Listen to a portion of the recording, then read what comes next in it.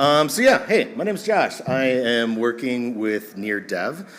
We do developer relations and a whole bunch of other things for the Near ecosystem. Today, I'm going to be talking about optimizing your Near AI agents using something called RAG, or Retrieval-Augmented Generation.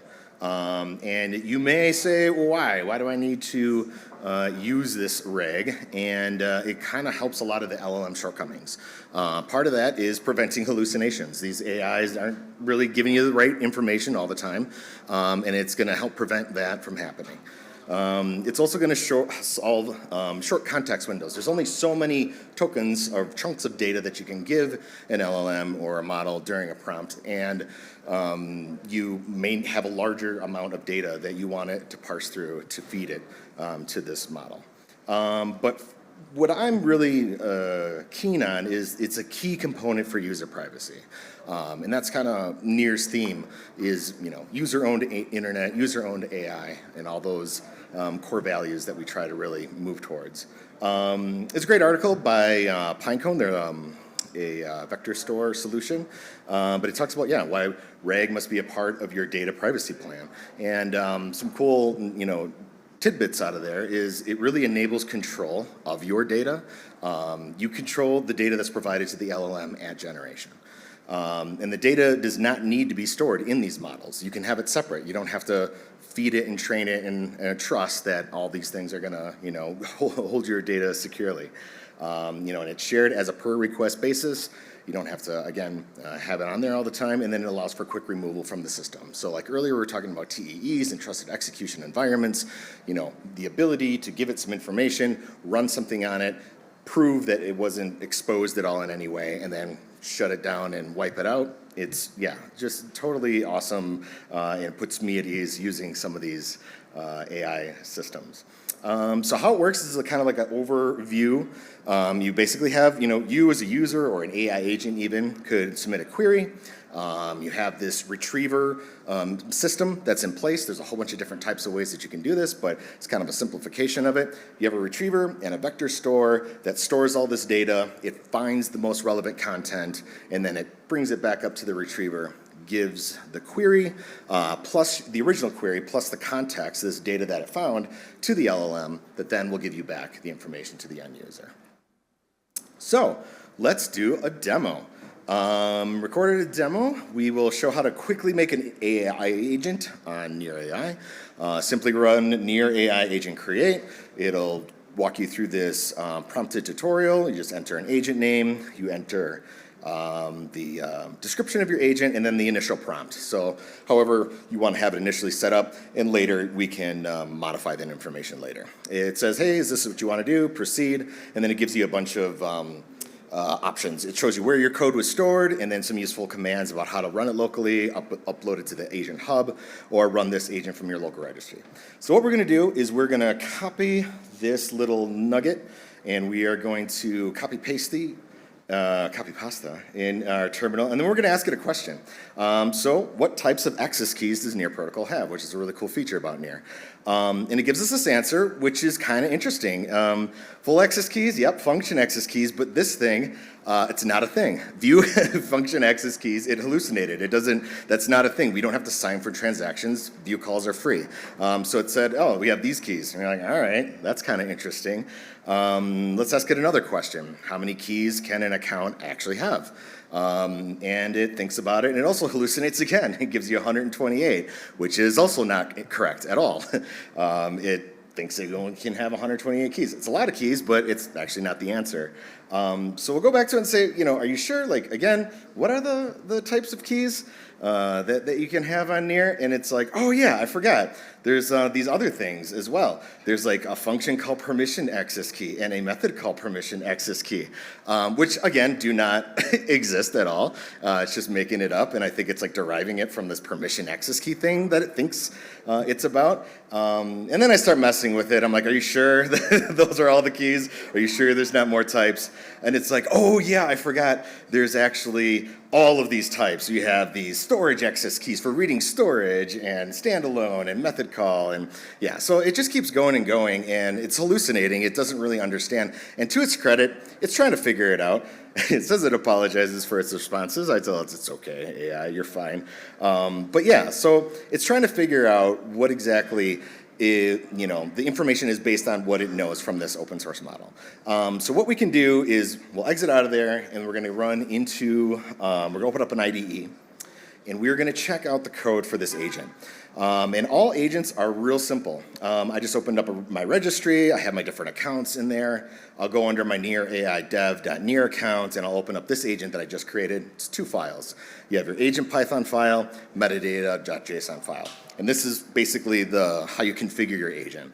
You can see it's the llama instruct is our model, and then max tokens. It's kind of important. We'll talk about that later. But yeah, this is the code for your agent. Super, super simple, and it just did our initial prompt. So what I'm going to do is I'm going to go to docs.near.ai. I'm going to check out a new tutorial that we just pushed out, which is documentation reg. And in there, it'll take you step-by-step for all this stuff. I'm going through it quite quick because I have limited time. But yeah, what we need to do is we need to give context to this model. We need to tell it, hey, this is information. So this is 2 documents from official docs.near.org about the protocol. And we're just going to give you some commands so you can download that easily to your local agent and give it some context. So we're going to grab these markdown files. I'm just going to change directory real quick. Go into near AI.dev.near, my username and my agent and the version number. Just going to download these 2 files real quick, and you can see I have now these markdown files that are both access keys and CLI commands. The CLI is also part of the tutorial that we're not going through this update or this demonstration. But yeah, the other thing we're going to do is we're going to update our agent with our code. Is to load those files. You can see in the very top. Here's 2 files. Take a look at those, and what we're going to do is use those files to with our query from the user, and then use that to answer the question. And oftentimes I forget what agent I named it. So if you just run agent in near AI agent interactive, gives you a list of all the ones that you've created. I'm going to create number 3, and then I'm going to ask it the question again. How many access keys are there in near? Take a second to respond, and it did it correctly this time. Now it's got actual data to do it. There's 2 types. There's full access and function call. It's cool that there are a lot of uses that you can do with function call. You can really scope them down to a whole bunch of different things, and I think that's what the model was trying to figure out. It's actually with this function call you can create different types of keys, but ultimately there's only 2. So yeah, we went over basic full and function. We'll say, hey, how many keys can an account have?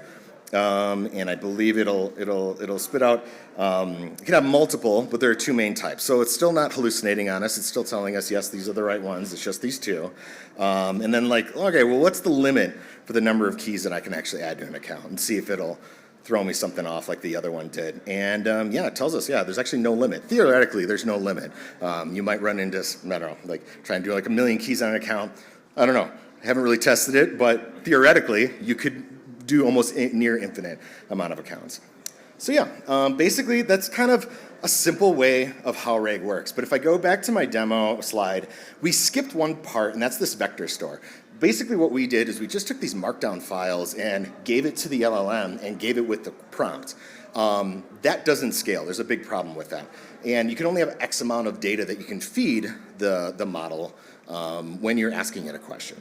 So what we have to do is use something called a vector store. The vector store, what it does is it takes your raw documents, it chunks them up, it embeds them in these vector points, and they all become these numbers, and then we store them in a vector database. So the chunking is basically just going through your document, it's grabbing these sections and doing a little bit of overlap so that way there's a little bit of context with it, and you can adjust all these settings within your program. And then it plots it out, and it's all right, we have all these array points, here are all the data, here are all the markdown files or whatever files that you're pointing out, and then it's all right, here's the question, how can I create an account, and how, what's closest to that answer. And then it grabs about a few of them, and then it returns it back to that individual.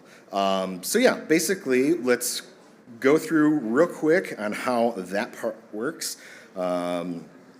Basically, all we're going to do is go back to our tutorial. We're going to go to vector stores, scroll down a little bit. Again, goes through all this a little bit more in depth if you want to learn more. And we're going to grab the entire docs data set from near.org. So grab the entire directory now, which we couldn't have done before because it would have ran out of, it would have received a max token limit and would have errored out. Don't need agent.py, or I'm sorry, we don't need our 2 docs anymore, because now what we're going to do is upload it into a vector file.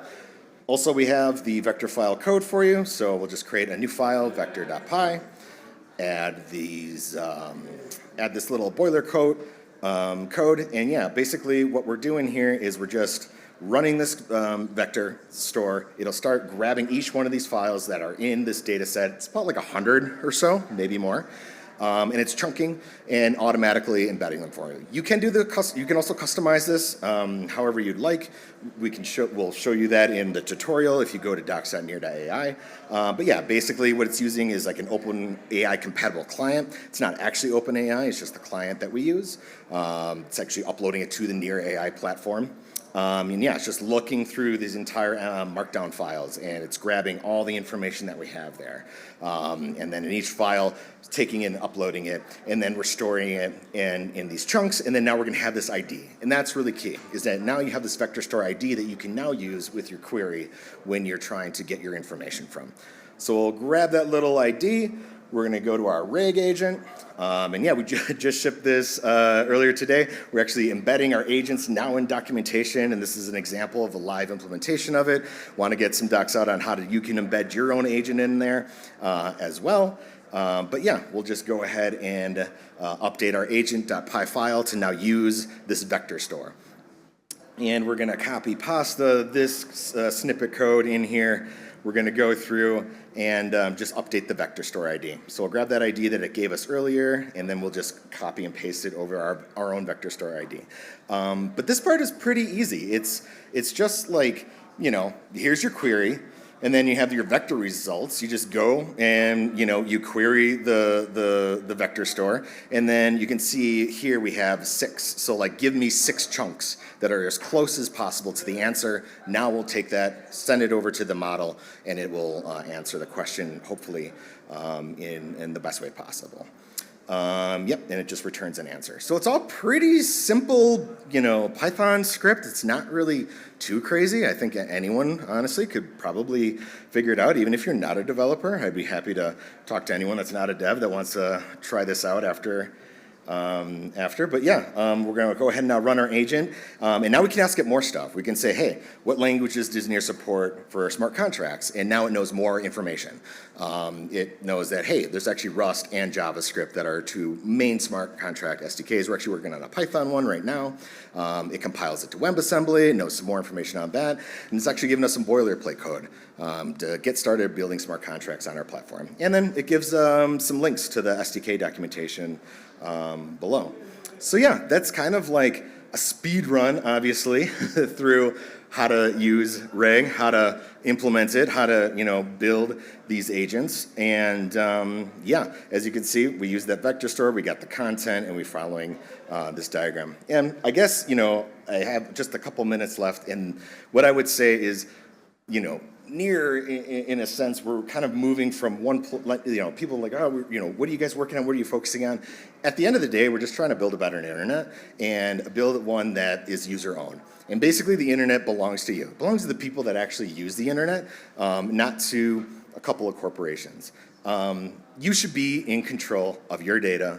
You should be in control of your assets. You should be in control of your identity. No one should own that but you. And you should be in control of your choices. It's one thing that, you know, I think the internet was awesome and it kind of veered off course, and I feel we really need to make a course direction back into this realm. So yeah, and that's kind of why I'm here and continue to contribute to this platform. So anyway, let's build a better web together. Come join, come talk to us, try it out for yourself, scan this, takes you to docs.near.ai, come talk to me after this talk. And yeah, that's pretty much it. Thank you very much.